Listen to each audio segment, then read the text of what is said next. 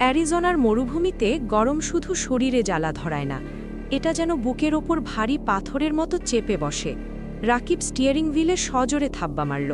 তার Ford Taurus গাড়ির hood থেকে ধোঁয়া বেরোচ্ছে, সাদা ঘন ধোঁয়া, যাতে পোড়া রাবারের গন্ধ। সেই রুট ১৬৩তে আটকে গেছে। এই রাস্তাটি নাভাহো উপজাতিদের এলাকার বুক চিরে চলে গেছে। দূরে মনিউমেন্ট ভ্যালির বিশাল লাল পাথরগুলো দেখা যাচ্ছে।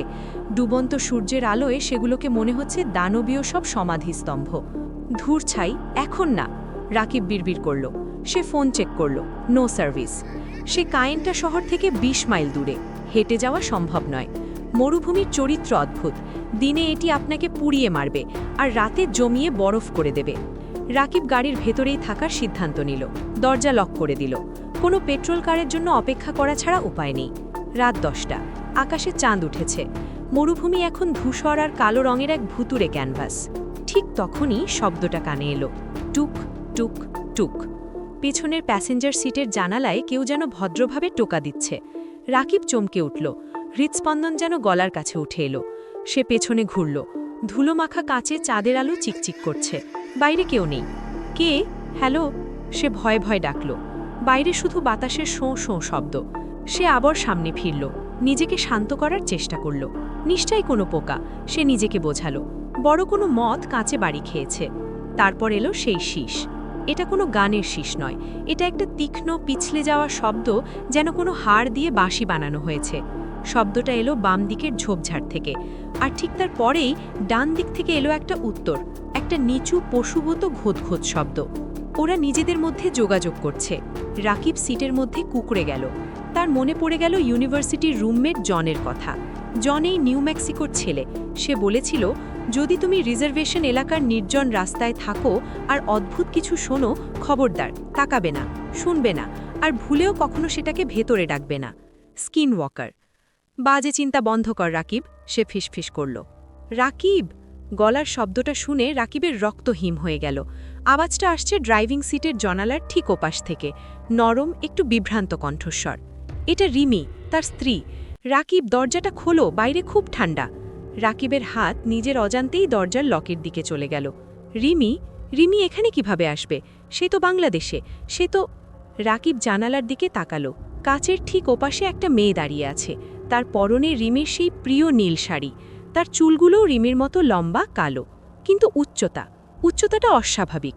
মেয়েটা লম্বায় প্রায় ৭ ফুটের মতো। তার হাত পাগুলো অদ্ভুতভাবে লম্বা, যেন রাবার দিয়ে তৈরি।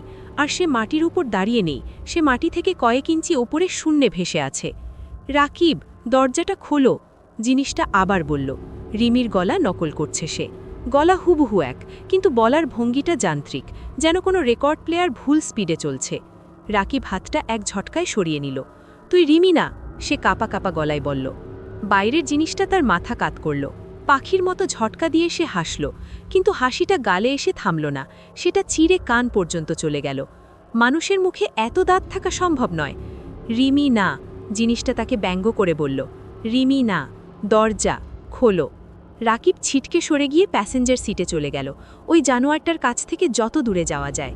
জিনিসটা তার হাত তুলল, আঙুলগুলো লম্বা, মাথায় কালো নখ।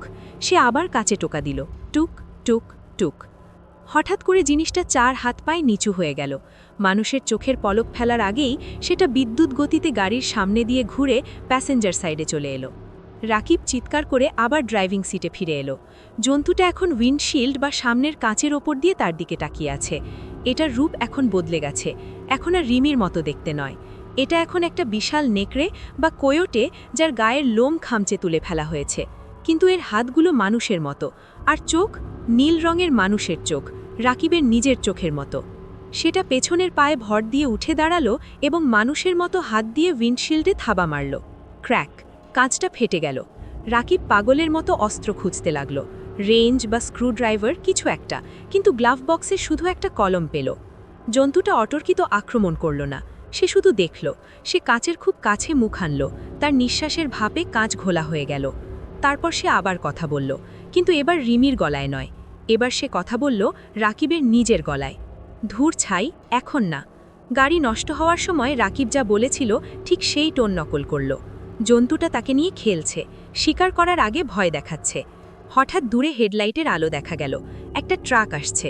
রাকিবের মনে আশার আলো জ্বলে উঠল। সে হর্নে চাপ দিল, পিপ পিপ পিপ। জন্তুটা একটা হিস হিস শব্দ করল, যেন গরম তাওয়ায় মাংস পোড়া হচ্ছে। তারপর 4 পায়ে ভর দিয়ে রাস্তার পাশের গভীর খাদে অদৃশ্য হয়ে গেল। ট্রাকটা ধীর গতিতে এসে রাকিবের গাড়ির পেছনে থামল। একটা পুরনো পিকআপ ভ্যান। একজন বয়স্ক নাভাহো আদিবাসী ভদ্রলোক টর্চ হাতে নামলেন।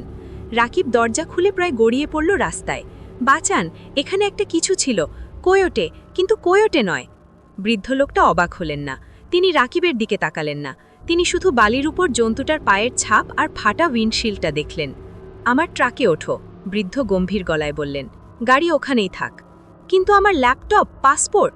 ওঠো, এক্ষুনি। রাকিব আর তর্ক করল না। সে পিকআপের প্যাসেঞ্জার সিটে উঠে বসল। বৃদ্ধ ড্রাইভিং সিটে উঠে সঙ্গে সঙ্গে ইউটার্ন নিলেন। নষ্ট গাড়িটা ওখানেই পড়ে রইল। 10 মিনিট তারা কোনো কথা বললেন না। রাকিবের শরীর তখনও কাঁপছে। ওটা কি ছিল? রাকিব ফিসফিস করে জিজ্ঞাসা করল। বৃদ্ধ সামনের রাস্তার দিকে তাকিয়ে আছেন। তুমি জানো ওটা কি ছিল? আমরা ওদের নাম মুখে আনি না। নাম নিলে ওদের শক্তি বাড়ে। রাকিব মাথা নাড়ল। সে বেঁচে গেছে। সে লোকালয়ে ফিরে যাচ্ছে। সে বৃদ্ধকে ধন্যবাদ জানানোর জন্য তার দিকে তাকালো। ড্যাশবোর্ডের সবুজ আলোয় ড্রাইভারের মুখটা আবছা দেখা যাচ্ছে। রাকিবের চোখ হঠাৎ একটা জিনিসের ওপর আটকে গেল। বৃদ্ধ স্টিয়ারিং হুইল ধরে আছেন, কিন্তু তার হাতের আঙুলগুলো উল্টো। হাতের তালু ওপরের দিকে, কিন্তু আঙুলগুলো স্টিয়ারিং ধরে আছে। জয়েন্টগুলো সব উল্টো দিকে বাঁকানো। ভাবনা চিন্তা না করে রাকিব ভয়ে ভয়ে লোকটার মুখের দিকে তাকালো। লোকটার গলার চামড়া ঢিলে ঢালা, যেন শরীরের মাপে চামড়াটা ঠিকমতো ফিট হয়নি। একটা আলগা স্কিন বা চামড়া পড়ে আছে কেউ। ড্রাইভার এবার ঘাড় ঘুরিয়ে রাকিবের দিকে তাকালো। তার চোখে কোনো মনি নেই, পুরোটাই সাদা। আমরা ওদের নাম মুখে আনি না, ড্রাইভার বলল। কিন্তু গলাটা ওই বৃদ্ধের নয়, এটা রিমির গলা। চলন্ত ট্রাকের হেডলাইট ডপ করে নিভে গেল। প্রতি ঘন্টায় 60 মাইল গতিতে ছুটে চলা গাড়িটা ডুবে গেল মিশমিশে অন্ধকারে। আর তখনই শুরু হলো রাকিবের চিৎকার। গল্পটা এখানেই শেষ, কিন্তু ভয়টা থেকে যাবে। যদি এই ভয়ঙ্কর যাত্রার সঙ্গী হতে চান, তবে সাবস্ক্রাইব বাটনটি চেপে দিন। আর মনে রাখবেন, আজ রাতে খাটের নিচে উকি দেবেন না।